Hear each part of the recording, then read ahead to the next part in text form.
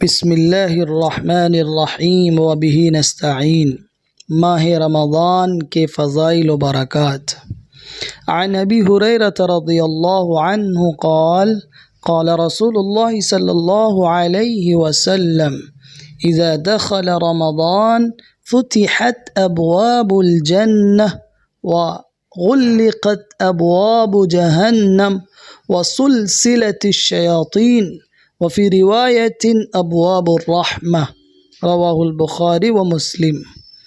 حضرت ابو ہریرہ رضی اللہ عنہ سے روایت ہے کہ رسول اللہ صلی اللہ علیہ وسلم نے فرمایا کہ جب رمضان آتا ہے تو جنت کے دروازے کھول دیے جاتے ہیں اور دوزخ کے دروازے بند کر دیے جاتے ہیں اور شیاطین جکڑ دیے جاتے ہیں، اور ایک روایت میں بجائے ابواب جنت کے ابواب رحمت کا لفظ ہے۔